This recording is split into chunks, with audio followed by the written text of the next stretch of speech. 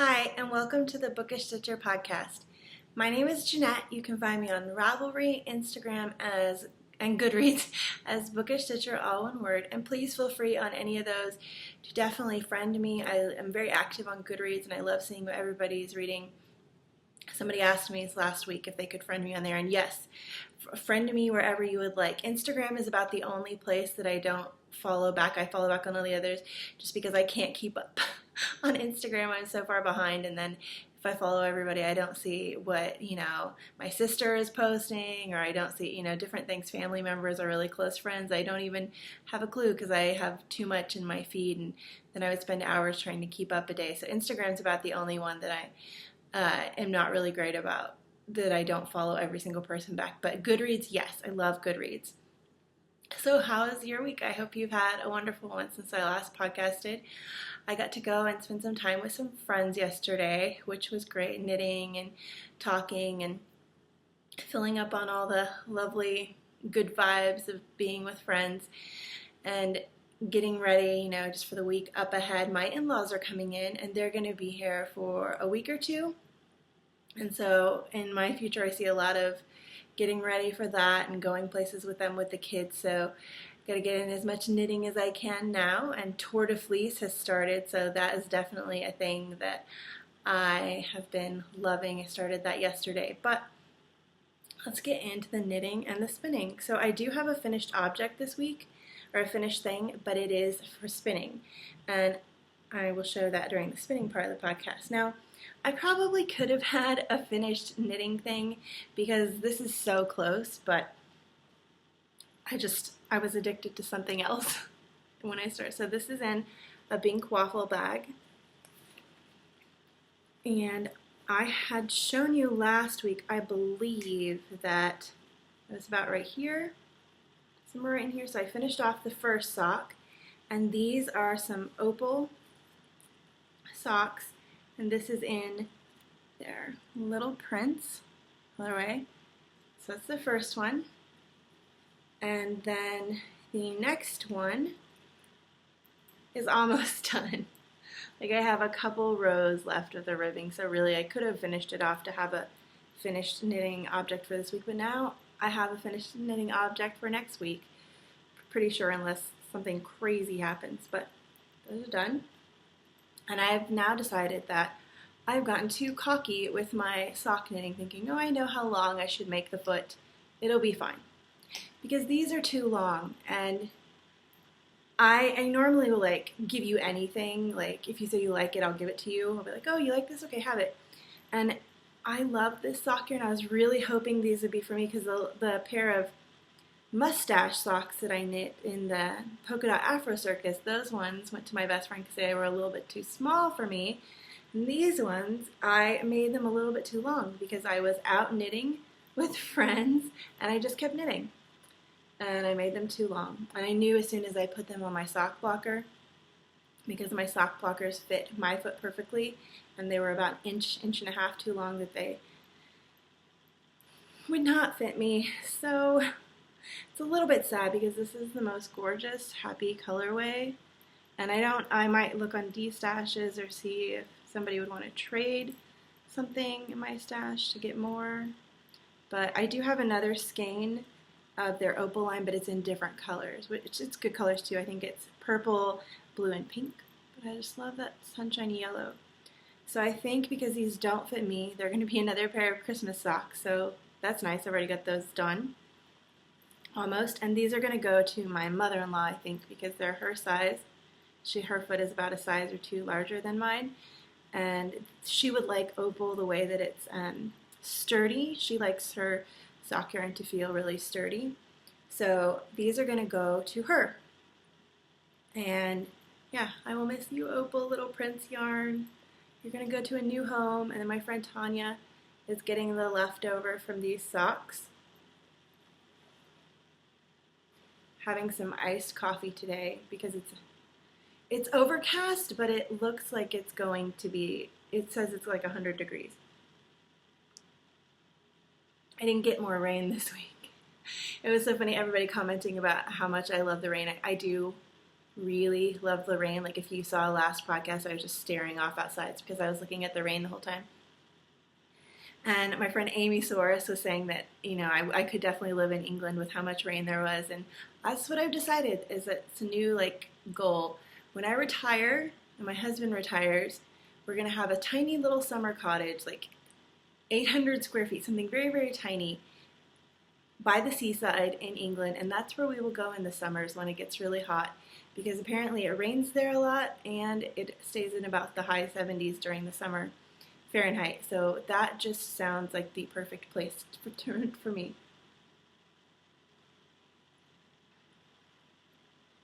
Iced coffee.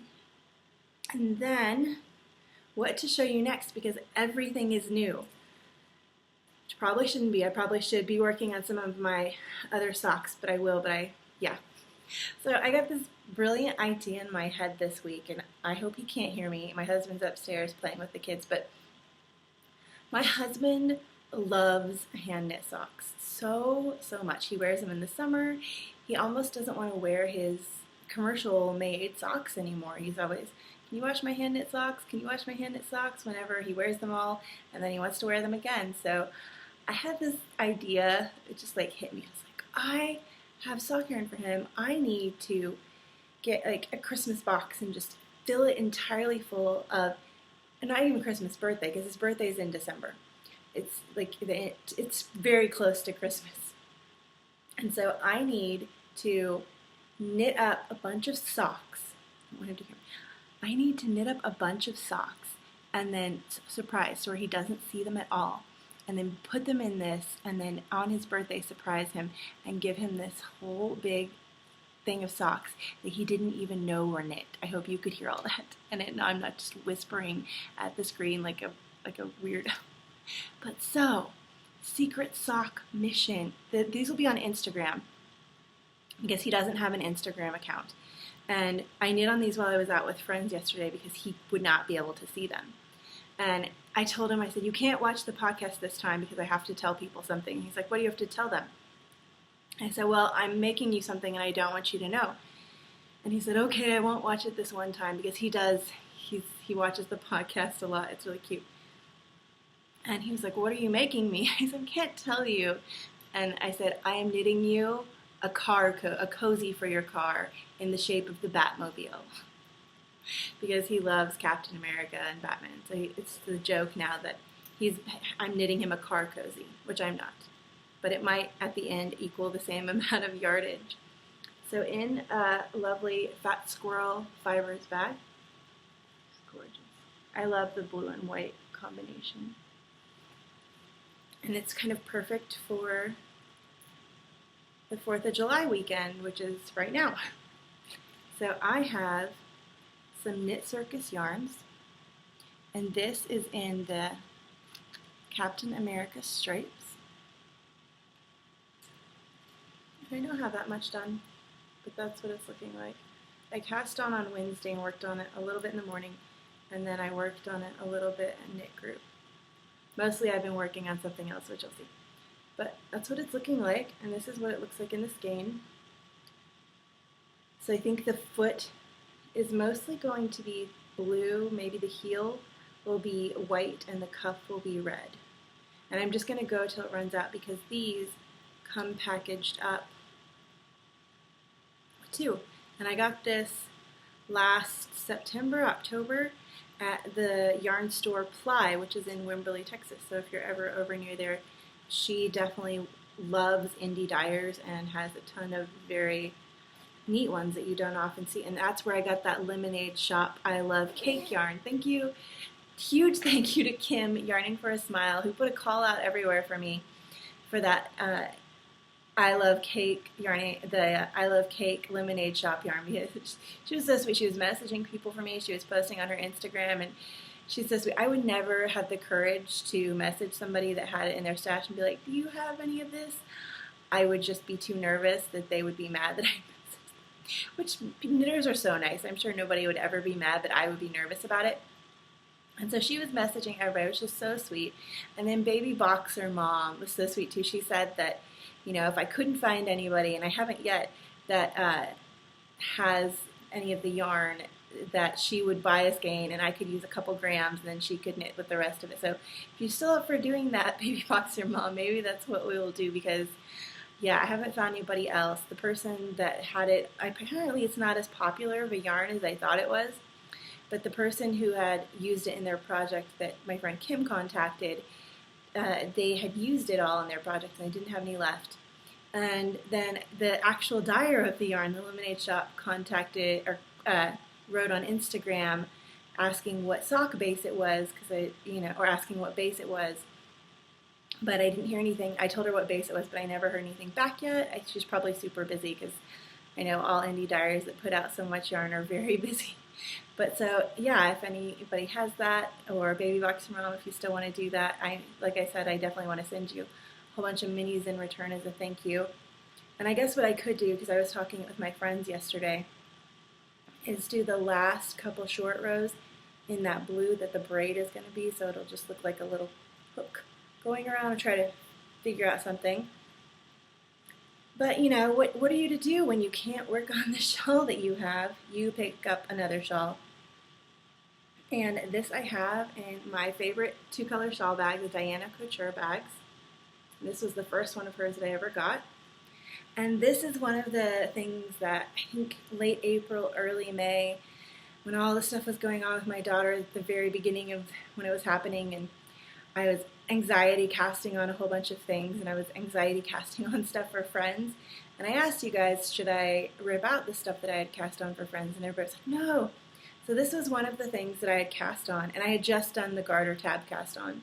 So probably 18 stitches, you know, 3 and then 6 rows, really 18 stitches. So it's not that much. But I picked it back up again and have been absolutely in love with it this week.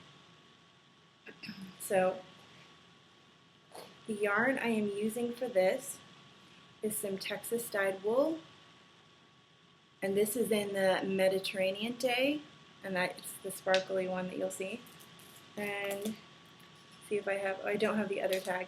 The other one that I am using is some Sun Valley fibers, and I think it's in the Geome.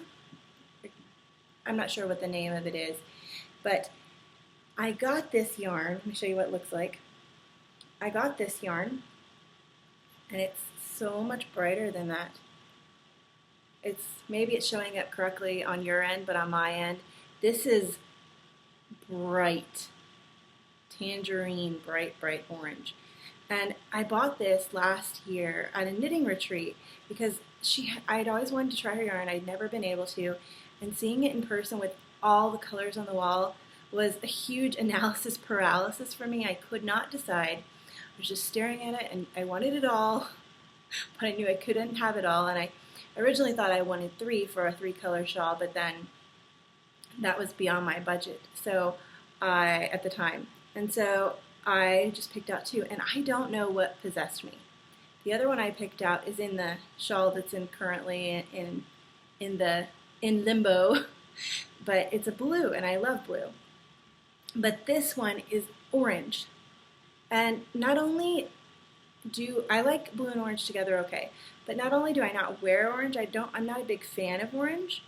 And so when I came home from the retreat and I put this in my stash, it's like the skein was looking around at all its other mates in my yarn. I was like, what am I doing here? You don't have anything like me in your stash. My stash is very muted. Purples, greens, blues, grays. It's very muted. I like muted colors. And so I was just kind of like, what am I doing here? I don't belong here. And I was just like, I'm not going to ever wear this. I don't know why I got this. And then I thought, I got this for my friend because she loves orange and she lives in a colder climate where she will get use out of it. And so I am a little nervous because I've never made anything for a knitter before. I'm sure I've done hand spun and stuff like that, but I don't think I've ever knit anything for a knitter. So I'm a little nervous and I hope she'll like it. But I love the symbolism behind this pattern name. So the pattern is, you've seen it a million times. There was somebody else at my knit group knitting the same pattern, which I don't typically like to knit what everybody else is knitting. I'm kind of a rebel in that way, but this has been perfect this week, just really wonderful. And I love knitting a pattern that kind of corresponds, like it has a meaning, the name has a meaning with the person it's going to. So I am knitting the Pure Joy because the person who I'm knitting this for, their friendship has been a pure joy and has been pure joy in my life. I love talking books with them and so many things, and I don't even know if they'll think that, they might think, oh, could that be for me? I like orange, and think, but I don't know if they'll realize it's for them, but maybe they will. Maybe it'll be a complete surprise. But it's too big to even show all on camera because I have knit so much on this week. But there's from there to there. And then this is how deep it is. It's not very deep for the shawl, I don't think, but that's how deep it is right now at the deepest point. And so this has been wonderful, wonderful knitting, and I just want to go upstairs and work on it some more. So this is the Texas dyed wool Mediterranean Day, and it's gorgeous. And this is the really bright, but you can't see it, as bright as it is. I posted a picture on Instagram, you can see how bright it is there. But this is the Sun Valley fiber. And this pattern is just wonderful, and it's such, it's that comfort knitting that all of us need and love occasionally. And I have been enjoying it a lot. So you can see it's huge. So I started this on Thursday, and there are 6 wedges. The final wedge, the 6th one's the border. I had started this on Thursday, and I'm already almost to wedge 5. So this will probably be done in under a week. Because we're driving up to Austin tomorrow to see some friends, or I guess it's right outside of Austin, to see some friends and see their new little baby, and she's a knitter playing with sticks, and I'm going to knit on that on the way up there because I think it'll be great car knitting. But that has just made me fall in love with it ever since Thursday, and I've wanted to work on nothing else. But I have worked on other things because here's this next thing. In my Bags by Awesome Granny sweater bag, all my sweater bags that I have, I believe, I'm 99.9% positive that I've purchased are Bags by Awesome Granny sweater bags because they're amazing. And in here is part of our Justina Lorikowska knit along. And I hope you join in on that, and it's informal. And Bubby's mom, 77, was making me laugh so hard in the threads because she's joining in on that, and she was like, oh, well, I knit one pattern, oh, I'll knit this pattern too. And she's like, I think she already cast on a sweater, a gorgeous purple sweater, and it's fun to see people getting excited about knitting up patterns that they've wanted to knit for a while. And so I am knitting for my best friend because every time I see my best friend, she requests new knitting. I am knitting up the Cloud Bay, which is a very beautiful, very simple cardigan with pockets, and it just looks like a cozy cardigan. And I am doing it out of some Knit Picks Capra DK, which I picked up when they were having a sale last year because I knew that my best friend wanted this. And I haven't done a ton on it because I've been bribing myself. I said, if you knit a row on this, then you can knit a row on your Pure Joy. So the yarn. I'm so nervous. She wanted all white yarn, and I'm so nervous. She has little kids too. We're almost living parallel lives in cities that are 4 hours away from each other, but she has little kids too, but she wears almost exclusively white, and it just always makes me nervous. So that's what I've done so far. It's a raglan shaping, and it feels so nice to be doing raglan again. And I have some adorable, I have a little, I think a Studio J or something, little progress marker on there. And then this beautiful little fairy tale house is from Girl So Sheepy. It came with the bag that I got from her. She so sweetly included that in there. And then there are these, these little stitch markers are from Retro Rosie, and they're stars, and I'm such a color coordinator if you couldn't tell with the Captain America bag. But the Captain America yarn, there's the matching bag. There's a purple star and another purple star and then another purple star, just different shades of purple. And I've just been knitting on this a little bit. This yarn is nice. It feels very plump, and it feels like another yarn brand that I can't quite place. It feels like I know I haven't knit with Capra before, but it feels like something else that I've knit with. So trying to place that in my head. That's that sweater. And I also have in here, I used to find my gauge, this handy tool that I love. It's from Ann Budd Knits. And you just put it over your knitting. And you can find, based on where your stitches line up with the stitches on there, you can find out what your gauge is, your stitches per inch. So that's something that I've definitely been using. And another thing I love that Awesome Granny does with her bags is a matching little notions pouch. And in here I have some Hiya Kitty snips I just keep in their package. I have a whole bunch more stitch markers, and I have my robot tape measure because it's fun. And just other little odds and ends that I need for when I'm knitting sweaters, like spare yarn for when you're taking the sleeves off the needles and you need them on spare yarn while you're knitting the rest of the body, and different things like that, and lip gloss and all kinds of knitting bag necessities. So that is all of my knitting that I did for this week. You get a sip and then go on to spinning. So spinning, I finished my Gourmet Stash rainbow bag, and it is still a little bit damp. You can see that's what it looks like. It's sparkly. I see that sparkle right there. And this is for my friend Mina, and I know she doesn't really love sparkles, but there's just a little bit of sparkle. Mina, it's not too much. And it's definitely rainbow. It's definitely squishy. And it's done.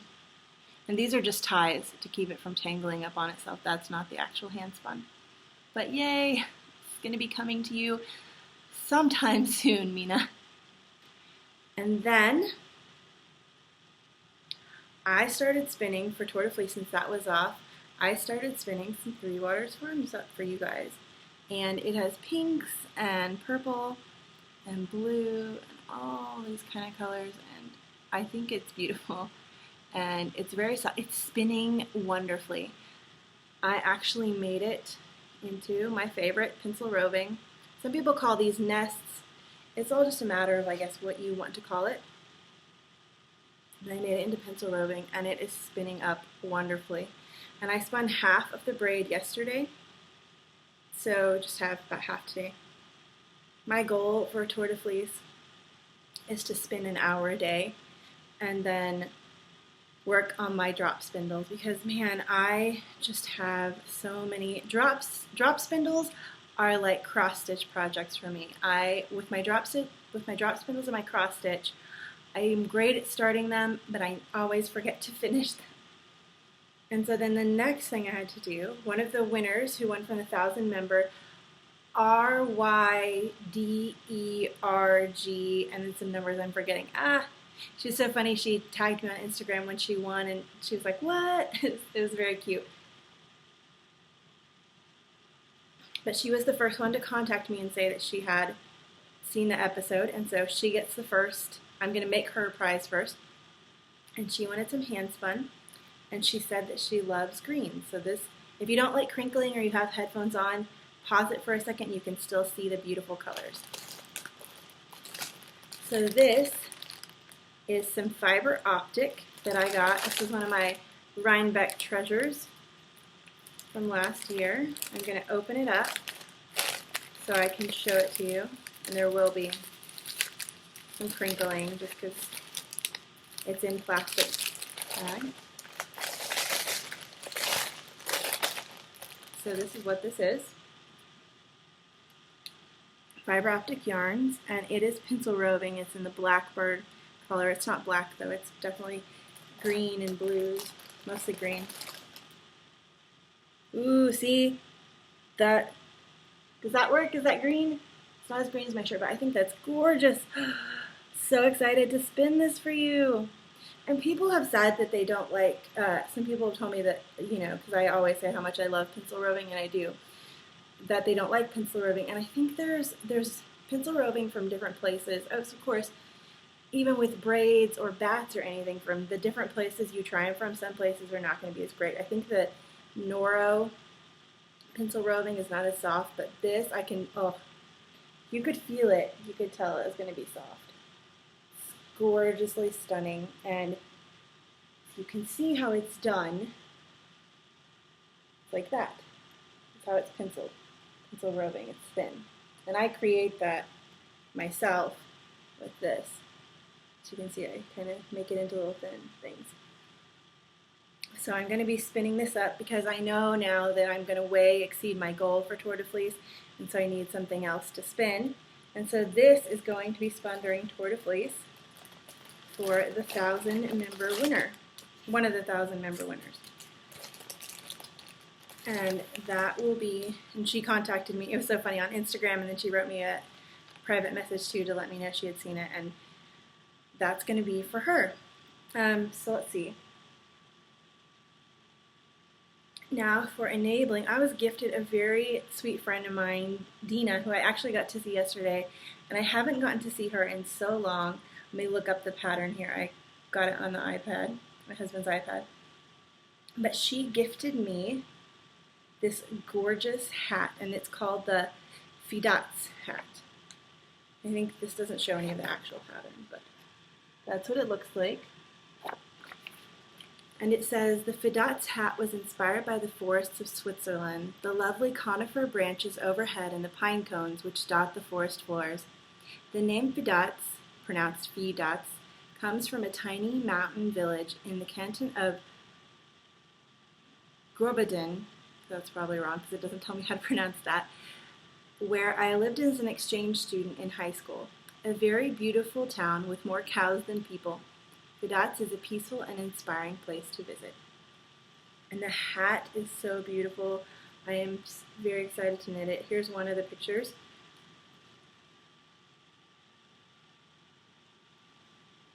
And then this is probably more my style color-wise that I might knit it up in. It looks very pretty.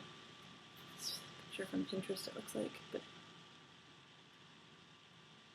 so that's right there, and that is the Fidaz hat, and it is by Boyland Knits, who I believe is, oh, I don't know her, but it says by Boyland Knits, and I'm excited to knit that this winter. So thank you so much to my friend Dena. And then for group news, we have the sock experiment still going on, and the Justina Lorikowska, and we have the book and yarn swap signups things up there. I'm still trying to figure it all out because some people have said that they want like a digital book, and I don't know how to do that, so I'm going to have to research into that. And then I wanted to say a huge thank you. We hit the Patreon goal, so that now Libsyn was coming up and paying and shipping stuff, and that I don't have to sell any more project bags for it, so it's all paid for. So thank you so much, guys. And it's still up there if you want to do a Patreon, if you want to contribute to that. And anything else that goes over the basic costs will go for prizes and things like that, because as you guys know, I buy probably 80% of the prizes for the podcast, for knit-alongs and stuff, I buy myself. And so that will just go with helping towards that, and that would be lovely. I'm spinning this up for you guys. And then I sent out most of the little cards for that, and I wanted to show you, because I forgot last week, the buttons. So that's the little button that says BookishStitcher Podcast. And it has the little logo. And I sent some tea and a little card. And then some people were so kind, and you guys didn't need to do this, but they donated $2 to the episode. So I wanted to include something extra in there. So my husband and I, and basically my husband, I kind of was like, I like this. Can we make this happen? He and I made little progress markers to go for the people that had donated the $2. And so these will be coming in your little thing, and it's a little thank you from me to you. Like I said, I'm going to be doing the spinning, and then I'm going to be learning how to dye yarn, which I think will be really fun. And if I love that, then I will definitely be doing more prizes yarn on there, because I have little kids and work from home and stuff like that, so I don't have time to like open an Etsy store right now or anything like that, but I would love to just give lots of prizes away on there for that.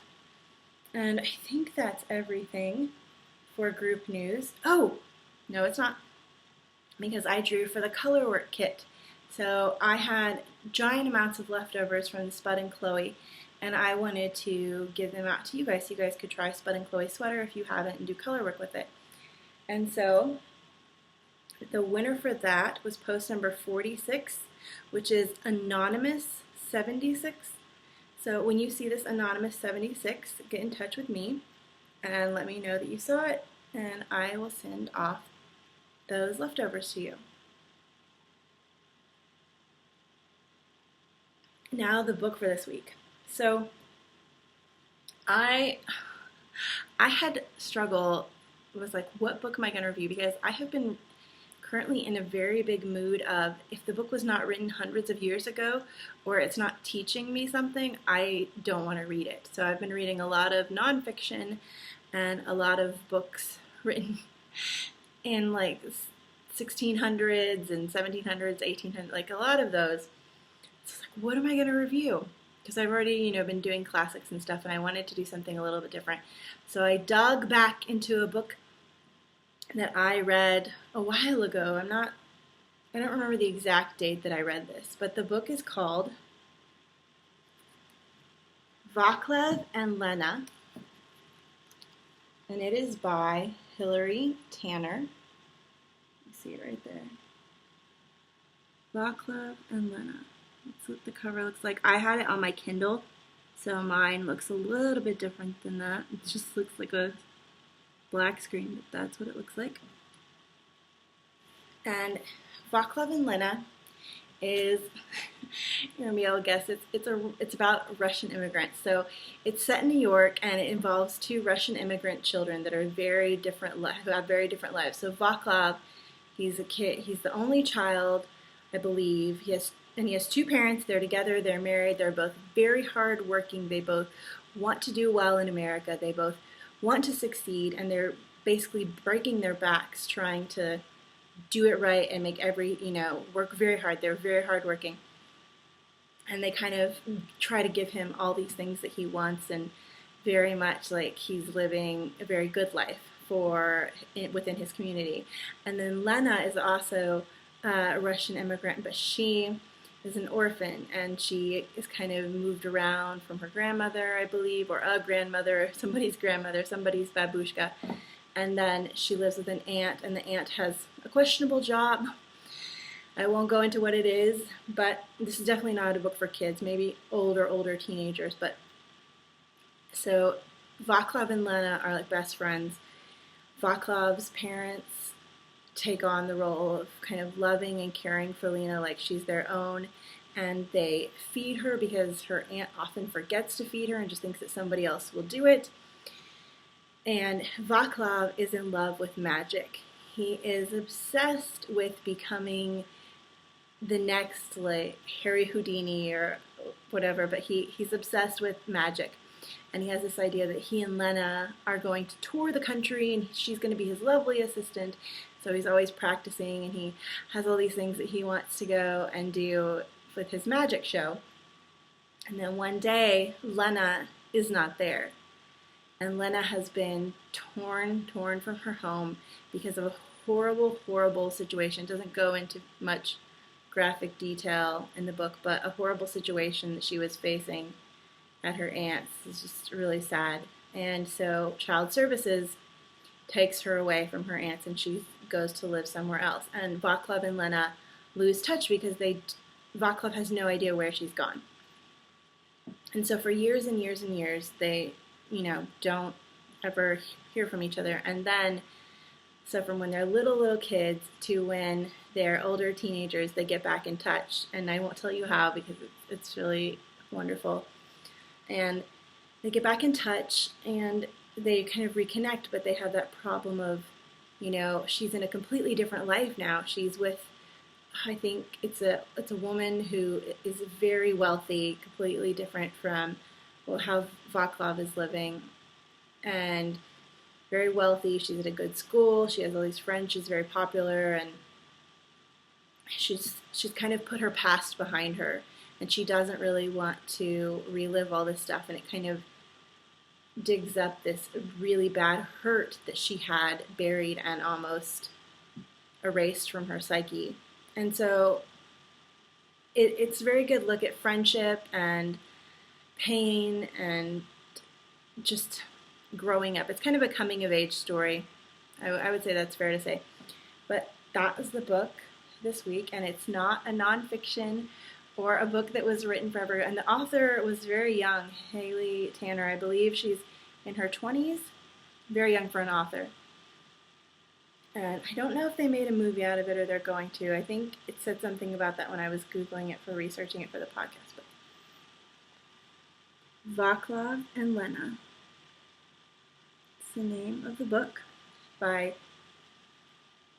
Haley Tanner.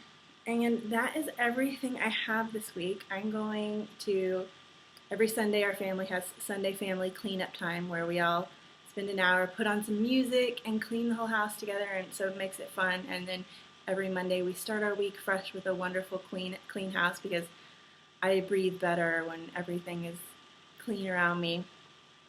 And then I'm going to read some and knit some and spin. So I hope you have a great week up ahead and that you get to do all the things you love. Okay, bye guys.